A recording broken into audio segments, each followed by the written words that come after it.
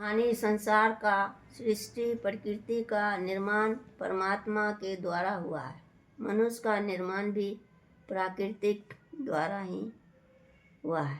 कहने का बात तात्पर्य है कि प्रकृति के बिना मनुष्य का अस्तित्व असंभव है। प्रकृति ने हमें सुंदर स्वस्थ शरीर दिया है।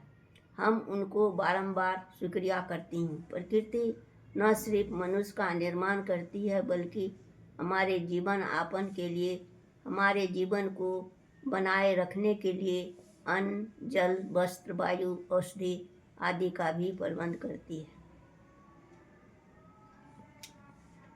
इसलिए हम प्रकृति को माँ की उपमा प्रदान करते हैं। माँ बनकर हमारा ख्याल करना, पालन पोषण करती है।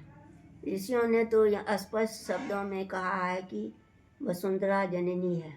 हम सब उनके पुत्र हैं। पहाड़, मरुस्थल, पर्वत, महासागर, नदियाँ, झीलें, चट्टानें, खनिज पदार्थ, जल, वायु, मौसम, ऋतु सभी प्रकृति की देन है। मनुष्य प्रकृति की देन है।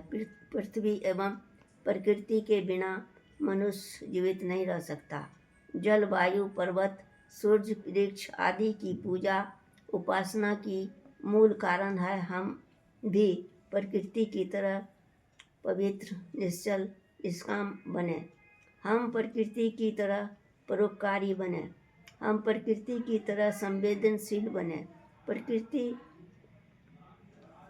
व संग के अस्तित्व के लिए भी प्रकृति की पूजा एवं सम्मान, स्वयं के स्तुति के लिए भी प्रकृति की पूजा एवं सम्मान करते हैं और संरक्षण भी करते हैं। यदि प्रकृति सुरक्षित है तभी हम सुरक्षित हैं।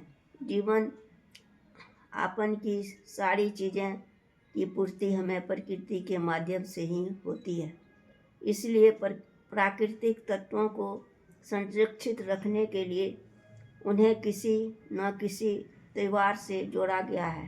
वृक्षों से हमें शुद्ध हवा मिलती है जिससे हम तरोताज़ा अनुभव करते हैं। औषधि के रूप में जड़ी बूटी, फूल, फल मिलता है।